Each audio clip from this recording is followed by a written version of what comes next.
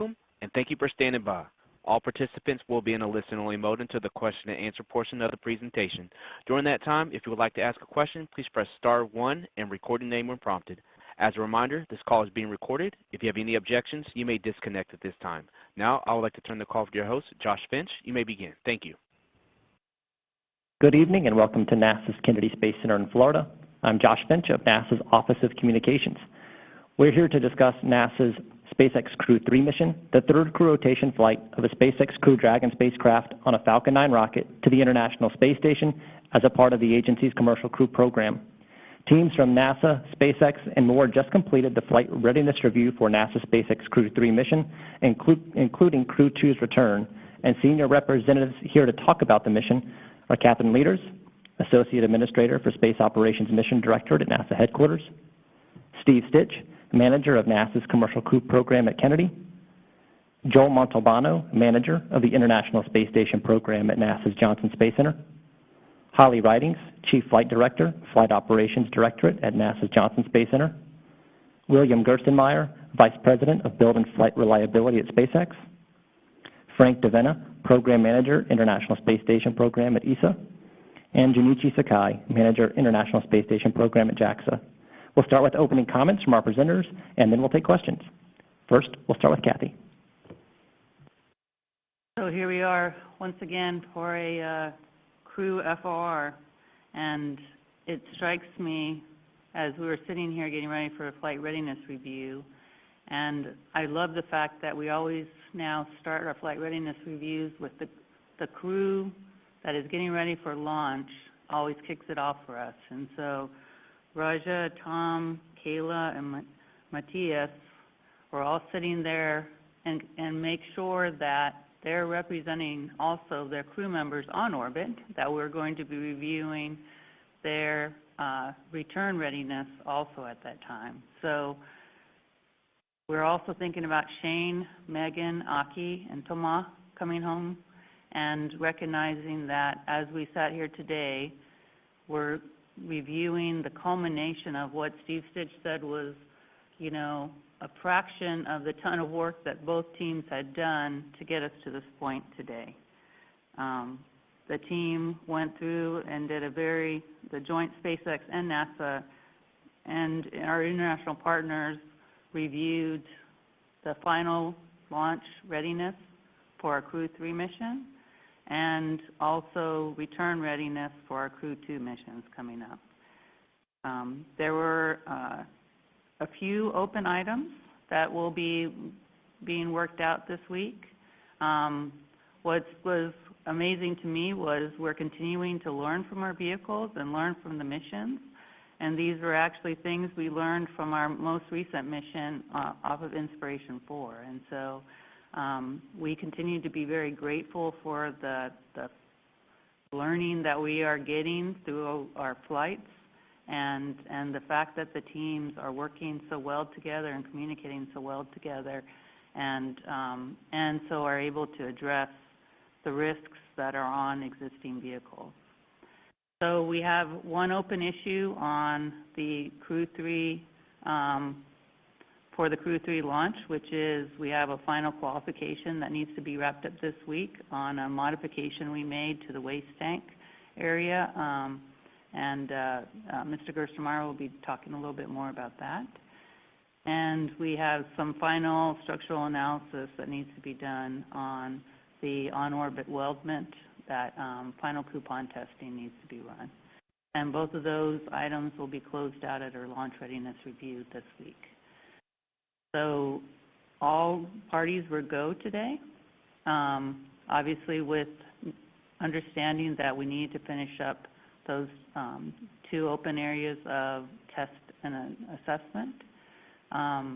But as folks know, the flight readiness review is one step in a final set of major steps for us to get ready for flight.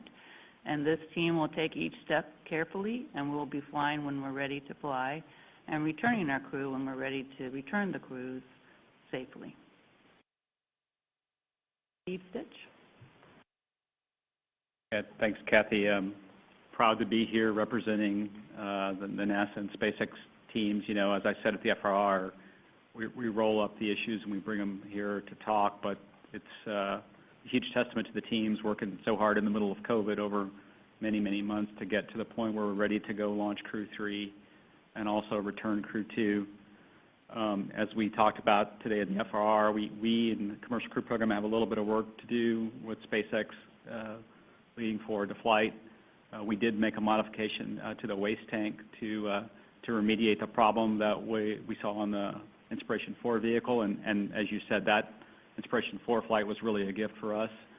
The work really has to do, the qualification is done, we just need to review that, and we'll get that done this week ahead of the launch. And then, as you said, we've got a little bit more work to do on one part of the weldment just to make sure that we're good to go for Crew-2 return.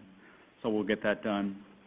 We're pressing on toward a launch time of on 10/31 on Halloween of 2:21 early in the morning Eastern time, and with that launch we would dock on November the 1st at 12:10 Eastern time. It's about a 22-hour rendezvous for that launch time.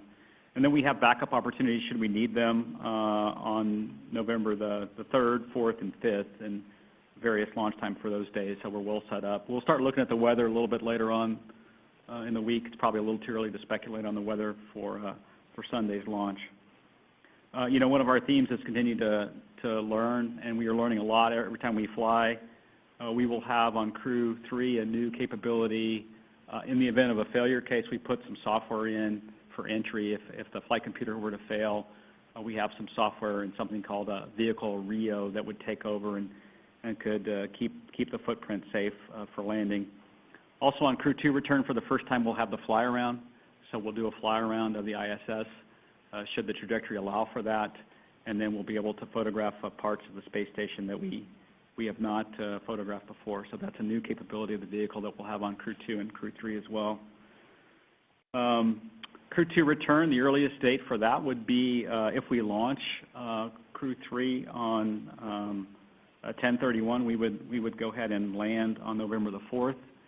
We have a number of opportunities at our 7 landing sites that we'll look at for that landing, and then we'll set up for one of those sites based on the weather should we launch on the 31st. Most of the opportunities are night. We landed at night on Crew-1, so the SpaceX and NASA teams are ready for that operation should we land at night. So it just turns out that's the way the orbital mechanics works out, and sometimes the weather is actually better at night, so personally I don't mind that at all. The vehicle is doing well. Dragon is up at Hangar 39A, and it is mated to the Falcon 9 launch vehicle. We'll roll out to the pad tomorrow, and then we'll set up for a static fire on Wednesday around 11 p.m. Eastern, and then we'll do a crew dry dress like we always do a day later on Thursday, and get ready to go fly hopefully later this week. And that's all I had. Turn it over to Joel Montalbano from the Space Station Program. Hey, thank you, Steve. Thank you again for joining us tonight. You know, we had a good review today, and today's review, in preparation for that, we've had a number of internal reviews in our program, and I know CC, the Commercial Crew Program, as well as SpaceX, had done the same. The good news is there were no surprises today. Everybody walked in today with understanding the mission and understanding the work that needs to happen. As far as on orbit, you know, you've heard us talk a lot about dockings and undockings and relocations. You've heard all that. In addition, the Crew-2 on orbit, they will or have already completed up to 250 experiments during their expedition in utilization and research, technology demonstrations, as well as low Earth orbit commercialization activities. And, you know, we're very happy of the performance and the work that we've been able to accomplish during this expedition, and we look forward to the Crew-3 mission. The Crew-3 vehicle will stay up approximately 6 months. We'll continue with participation of our international partners on the U.S. crewed vehicles. We're excited to have that, and I know you'll hear a little more from Frank when he talks. I just want to say a huge thanks to the NASA teams, the SpaceX teams, and our international partners and everyone responsible for putting these missions together. It's a big deal, you know, what we do in preparation, what we do on orbit, the activities we accomplish, and it's impressive to watch this team operate. So with that, let me hand it over to the Chief of the Flight Director Office, Holly Readiness. Well, thanks, Joel. It's an honor to be here today and speak to everyone. You know, it's really an exciting time to be involved in human spaceflight. I mean, there is just an amazing amount going on in the world. You know, today we're talking about, you know, our flight readiness review to being the Crew-2 crew home and the Crew-3 crew, you know, to head uphill and get to the International Space Station. You know, but when you consider that in context of everything that's going on, it's just, you know, we're really lucky to be here and have this responsibility. And so, you know, thinking about the crew, so Raja Chari, who's the commander of Crew-3, Matthias, and then Kayla, you know, will be number 599, 600, and 601 of humans in space, total space flyers. And it's really amazing.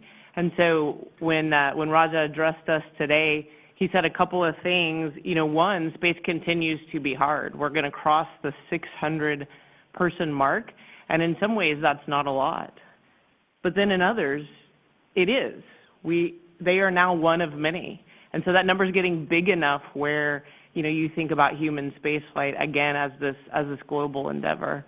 And so, you know, just kind of highlighting that as we're getting to the end of our mission campaign for Crew-2, right? Part of today was to bring them home safely back to their families. They've been up there for 6 months. That's a mission campaign that started years ago, you know, with their training, living and working on orbit, doing all the great work for the space station, and then being able to come home, right? And that's a huge responsibility that we have, you know, to them and to their families.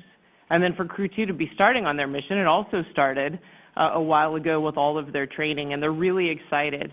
The third thing that Raja said today was to get up there and to do science, you know, for the space station. And they're really excited to be there. They'll do some other things as well. Spacewalks, one of their favorites. And so they've done all types of training to handle everything that needs to be done while they live up there. And so, you know, for the crew, they've been in quarantine here this last week in Houston. They'll travel to Florida, here to the Kennedy Space Center tomorrow to continue that quarantine period. Their families will arrive, you know, shortly after that. So, you know, once you get past the flight readiness review, you know, for all of us, and especially those of us that do operations, you know, that's kind of where it's game time, right? You sort of set things aside, you know, pick up your headset, walk into the control center.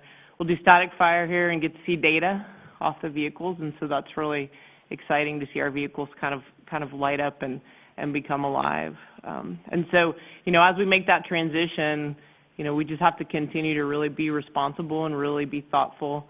We have this great partnership with SpaceX. We've done this a couple of times now. You know, not enough to really say we're good at it. As people have mentioned, we're still learning a lot. But there is a cadence to it, and we are one team with our SpaceX partners, our friends, our colleagues, and we're really excited about it.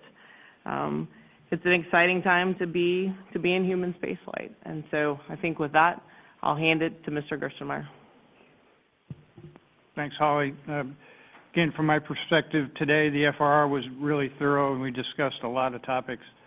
I think the unique aspect is we've got to look at getting the vehicle ready to go launch Crew-3, but then we also got to look at making sure the vehicle to return our Crew-2 is ready to go fly, and that handover is pretty short on orbit. So it's a pretty intense time for us at SpaceX to make sure we're ready to go launch, and then we're also ready to go retrieve a vehicle in a fairly short amount of time. So that's a lot of extra work and special things that we need to do on the SpaceX side to really get prepared, and I think we're ready for all that activity. As Kathy said, there's 2 open items we've got to work on. One is associated with Crew-3 and a waste tank redesign. We provided all the data to NASA. NASA needs to go take a look at it, review it, make sure it's okay. And then the other one is a Crew-2 vehicle. There's some things, again, associated with the waste system that we want to double check, and there's some testing we want to get completed. We'll take that data, it'll get added to some other data, we'll put it together, and I think we'll get flight rationale out of that. So I think both of those have a good path to closure, and we'll get through those in the next couple of days. And then I want to remind us all, we still got a lot of open work in front of us. We got vehicle rollout tonight. We got static fire coming up. We got dry dress. And then obviously the weather's got to be right. So there's a lot in front of us yet to go. We need to stay attentive, keep looking, keep working together as a team, keep sharing things, and make sure we're really ready to go fly. Because the most the worst thing we can do is just lose our attention and think it's easy and fall back. We got to just keep looking and making sure things are really ready to go fly. So, again, a very productive review. Again, I think we had a good discussion back and forth. It's interesting to hear NASA's perspective on topics. I think that actually makes us stronger. We get a little bit of independent check and balance. We've been working a lot of subjects on our side, a lot of reviews, but then to see how that gets picked up and how it gets understood on the other side by listening to the comments from NASA, we get a different perspective, which I think actually helps our system be better. And it's been a good time to keep moving forward. So with that, I think I'll turn it over to Frank. Thank you, Will. We were excited again as ESA to be here today for the flight readiness review. It's the second ESA astronaut now that will fly with SpaceX. We had, of course, Thomas Pesquet just 6 months ago that launched to space, that is still today on orbit. And I would like to thank the NASA and the SpaceX teams again for the very thorough review, but also for the very open discussions that we had on the status of the vehicles and the launcher. It will be an interesting mission for Matthias. We had, of course, a couple of months ago the MLM launch with on orbit of the MLM, the ERA, the European Robotic Arm, and it will be the first time that we will operate ERA on orbit, and Matthias, of course, will be integral part of that. Not only did we launch 6 months ago Thomas, 6 months from now we are looking forward to Samantha flying on Crew-4. And so that will be the first time that we will have 3 astronauts, European astronauts in a row on the ISS, 1.5 years of permanent presence of European crew on orbit. So for ESA, it's a little bit a golden age that we are in right now with the NASA USEV program, the commercial crew program. We have now 7 crew members on orbit. We have a lot of crew time to do science. And so it's the golden age indeed for space flight. And of course, we are looking forward to continue this for many more years. ESA is looking forward to work with the international partners to extend the space station till 2030 as a minimum, and so we hope that we can get resolution on this in the coming months or year, because we have our ministerial conference coming up in the November next year, and this is one of the big decisions that our ministers will have to take to provide for the programmatic context and also to provide the funding for the ISS extension. Of course, we are already looking forward to this extension because we also started a new astronaut class selection in ESA this year. More than 23,000 people from Europe participated in this selection. It's a huge success. Also in terms of diversity, it's a huge success, this new astronaut selection. So of course all those people are looking forward as well to fly to the ISS, and if they get recruited in 23, we need to extend the ISS till minimum 2030 for them to have a flight opportunity. So we are really looking forward to that. We are really looking forward to continue all the science. We have never done so much science on orbit as these years.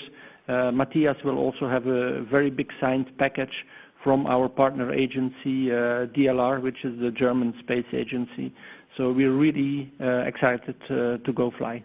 And so I would like to thank again the NASA and the SpaceX teams to make this possible for Europe. Thank you. And we'll go to Junichi Sakai. Thank you for introducing me.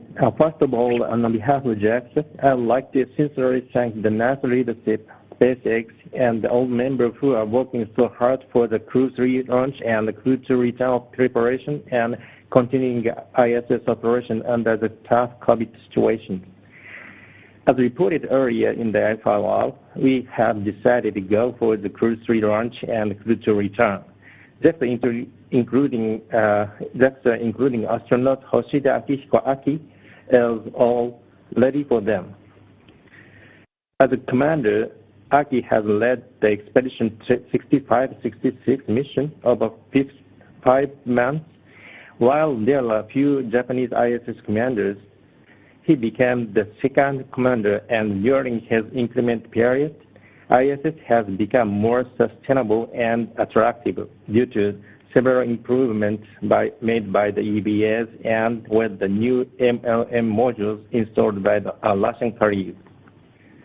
On the other hand, we've seen several anomalies such as the loss of attitude control and the smoke detection, etc. At every moment, all the crew members have performed their own role surely and calmly, and collaborated along with the ground flight control team to bring the ISS back to its nominal stage. During such events, it made us reaffirm ourselves that ISS is indeed a human-sustained outpost, and we've also realized the advantage of human spaceflight for future space development through this increment. On the ISS, international partners jointly collaborate and overcome various challenges every time. And I do believe that all the crew have taught us with the importance of cooperation and mutual trust, and have brought courage and hope for all of us against the great adversity we have facing on the ground. Next fall, astronaut Wakata Koichi will be on board Crew-3. This means that Japanese astronauts will be boarding the operational commercial spacecraft in 3 consecutive years. I think the environment of the LEO space utilization has drastically changed and has entered a new phase. This is brought by the close cooperation between the international partners and participants for years in the ISS, and the growing engagement by private sectors. JAXA is going to promote the expansion of LEO utilization activities, including those on the ISS. JAXA is also developing a new transport vehicle, HTVX, where we believe that this new cargo vehicle will contribute to this effort as well. And lastly, I wish the successful launch of Crew-3 and the safe return of all the Crew-2 members back to the Earth. I'm looking forward to this coming launch and return, and we'll continue final preparation. Thank you. Thank you. We'll now turn to our media question and answer portion. Remember to press *1 on your phone to enter the queue. And our first question will be from Marcia Dunn at the Associated Press.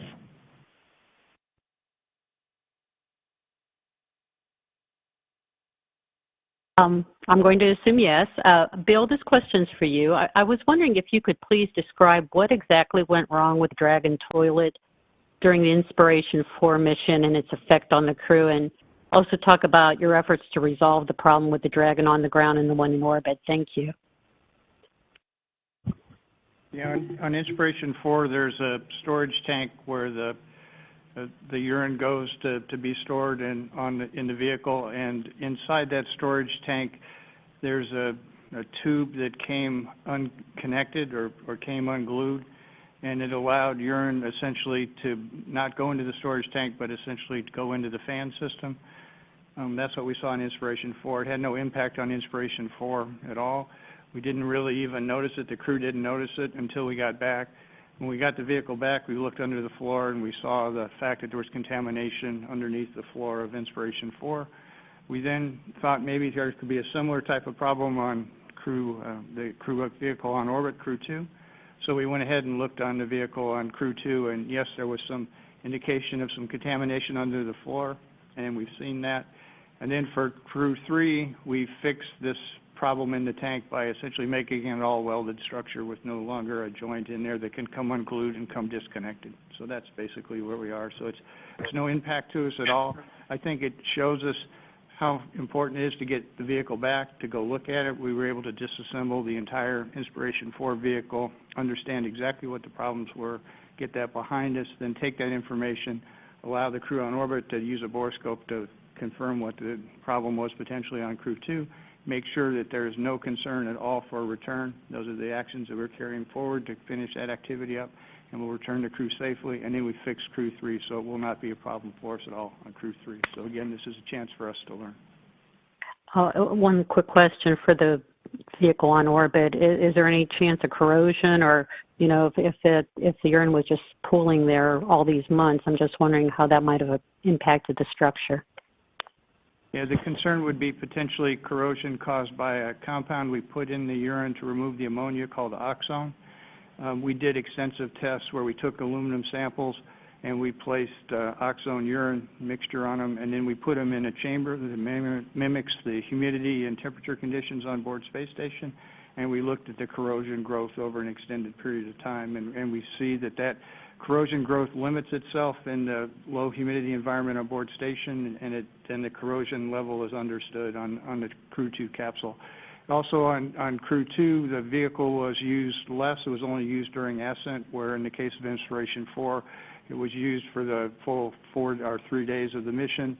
And so both fans were operated on Crew-4, so there was a little more extensive contamination on Inspiration-4 than there is on Crew-2. So we understand that essentially Inspiration-4 is a bounding case in some sense for us for this moving forward. But we don't have, we've done all the analysis, we've done the physical testing, we've done sample testing of the aluminum, and luckily we chose, or on purpose, we choose an aluminum alloy that is very insensitive to corrosion, so we're in pretty good shape from an overall perspective. So again, we'll double check things, we'll triple check some things, we got a couple more samples we'll pull out of the chambers and inspect, but we'll be ready to go and make sure the crew is safe to return.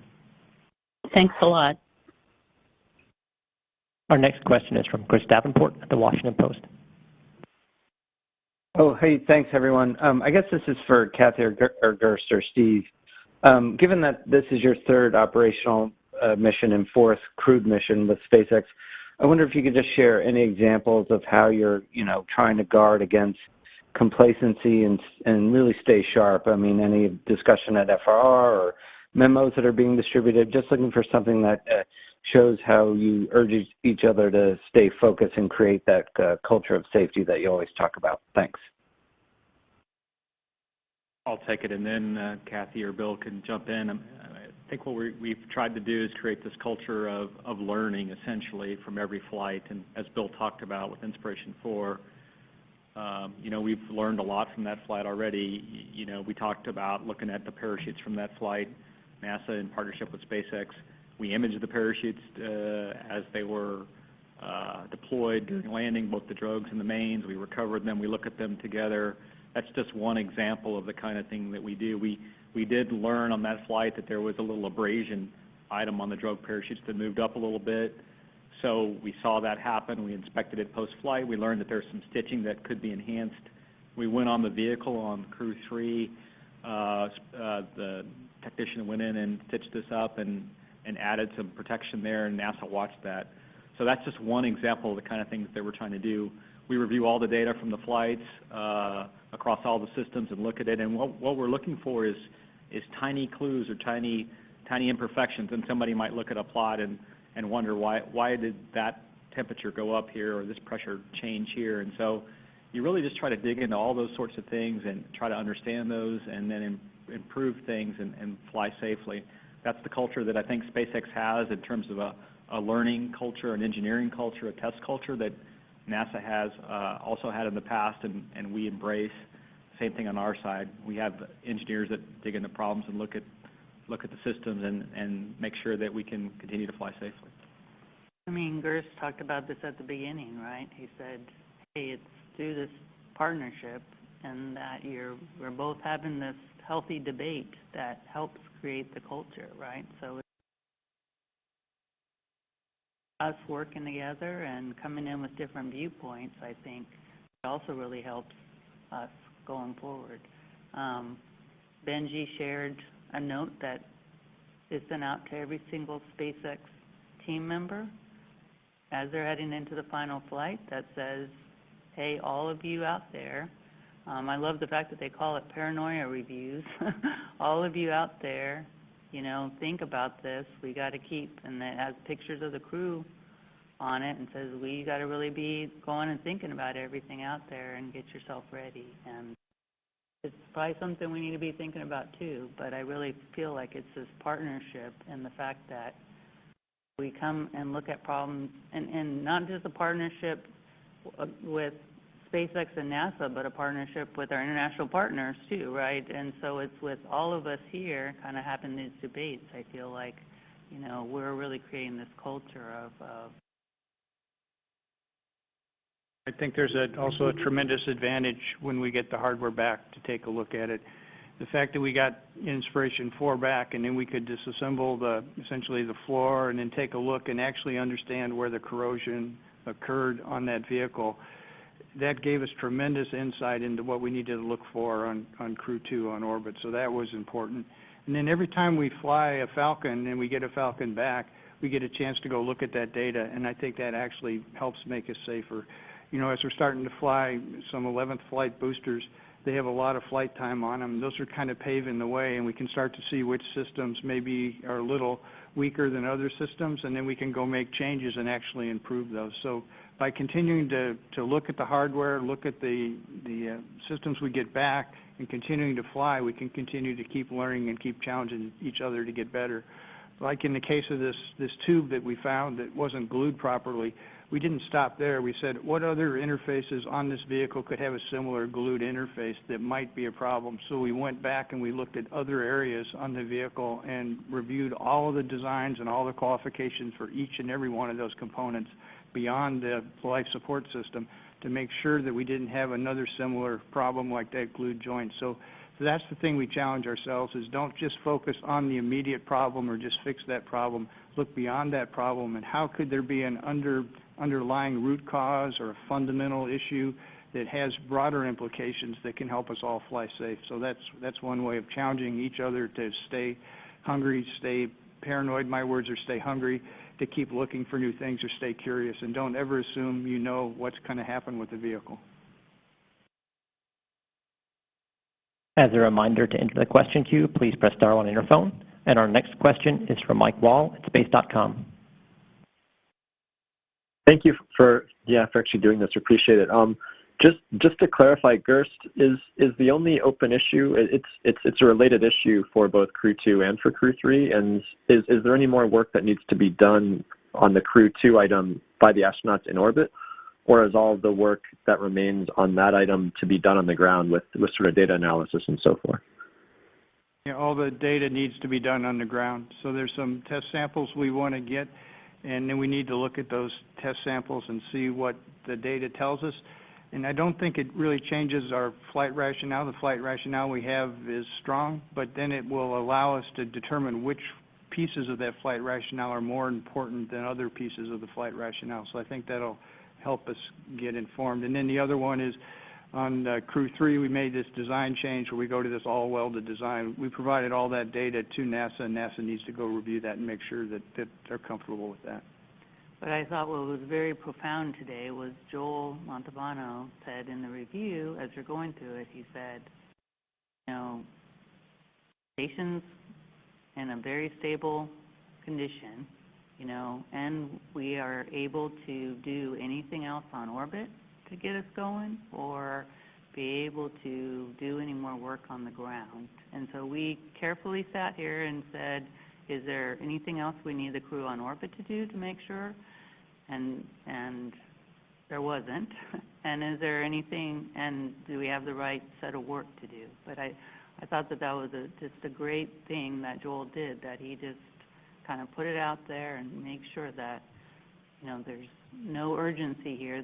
The vehicle's stable, the team's stable, and we're working through it, even though, you know, we obviously all want to go fly, but just a great comment. And our next question is from David Curley at the Discovery Channel. Thank you very much. Steve Spitzer, GERST, can you explain this new software for reentry? Why was it developed? Is it just redundant? When would it be activated? In what circumstances? Can you just give us a little depth on that? Yeah, I can talk a little bit about it. What we basically did is put some software in a vehicle, Rio, flight computer essentially that would assist the main computer. So what we have is, if for some reason the main computer, there's 3 computers that run the entry software in parallel at the same time. And if something were to happen and all 3 of those were to go down, then there's another flight computer that would take over and essentially hold the roll and the alpha, the angle of attack and the roll command, and allow the vehicle to land safely. It's just a precaution. If you remember, the space shuttle had essentially a backup flight software system, and it was there in the event of some kind of common cause failure mode on the prime system. This is akin to that in the space shuttle, and I'll see if Kirst has anything to add. No, I would say in the case where all 3 computers fail, it lets the landing accuracy remain the same by essentially a 4th computer device that will go ahead and keep the accuracy of the landing. So it improves the accuracy of the landing, and which results in more crew safety. Quadruple protection? Yeah, exactly. Yep. And as a reminder, if you'd like to ask a question, please press star 1 on your phone. Our next question goes to Ken Kramer at Space Up Close. Hey, thank you for doing this, and good luck, and hopefully it goes. My question is for Frank Davina. You talked about the ISS extension. I'd like to know, what is it that ESA needs to do, technically, I guess, to approve this? In addition to ministers approving money, what do you need to do on the ISS to prove that it can, to your satisfaction, that it can be extended? Thank you. Thank you for the question, Ken. So on the ESA side, of course, we need to qualify our Columbus module that it's good to go till 2030. Technically, initially, the module was qualified for 10 years on orbit, and so we have to do some work for that. Fortunately for us, that work has already been performed in the last years because Columbus launched in 2008, if I'm correct, yes. 2008, so we had already to do some work to extend it beyond the 10 years, and so we took this immediately to the 2030 time frame. So we are good to go from a technical side. I think our partners are also working through the assessment of the technical work to go through 28 or 2030 or even longer. So that's some technical work that needs to be done, and then of course we need to agree. I think in every country, every system is a little bit different. They need to get everybody needs to get approval from their respective governments, and this is what we are working on right now. And our approval politically has already been taken in the ministerial conference in 2019, because there is where the member states allowed us to do a new astronaut selection, and of course you're not going to select new astronauts if you do not have a place to fly to. They also approved at that moment the modernization of our Columbus module. This is something else that we are doing. This is not required for the extension itself, but of course we do more and more science. The IT systems in Columbus were designed in the late 90s, and IT has changed a little bit in the last 20 years, as everybody can imagine. So we are all also in ESA already busy with a modernization program, both for the ground segment and for the on-orbit segment. And that's to enable us to do even more science as we do now on the Columbus module, also to allow more commercialization of our Columbus module, and also to allow scientists to have direct access to their experiments on orbit. So that is already all in place, and now we need to have, of course, in the next ministerial conference in 2022, we need to have the further programmatic decisions taken, and we need to have, of course, the funding associated to extend the space station till 2030. Good, thank you. And that was our final media question, so I'll turn it back over to Kathy Lueders for final comments. So thanks again for participating today. Today was another great example of teamwork. Teamwork between programs, the Commercial Crew Program and the ISS program. I'm very proud of the team there. Teamwork between our industry partners, SpaceX and NASA. Teamwork with our international partners. I appreciated ESA, JAXA, OSCE, Roscosmos. We're all here as a team getting ready to go fly. This teamwork is important for us to continue to fly safely, and we will do it, like Gerst said before, we'll do it one step at a time. This was one of the final steps, but obviously we've got to get through rollout, we've got to get through static fire, we've got to get through our launch readiness review, dry dress, and those are all important steps towards us working towards a October 31st launch. My daughter's birthday's on October 31st, and I think she would be pretty happy to have a Crew-3 launch that day as a birthday present. So that would be a nice candle for her. Frank said it would be a nice candle. So thanks for participating today. More to come. And that's going to wrap things up for us here. NASA's SpaceX Crew-3 mission is targeting a launch to the International Space Station at 2:21 a.m. Eastern, Sunday, October 31st from Launch Complex 39A at NASA's Kennedy Space Center. We'll begin live NASA SpaceX mission coverage at 10 p.m. Saturday, October 30th, and continue the broadcast through docking, hatch opening, and the welcome ceremony on November 1st.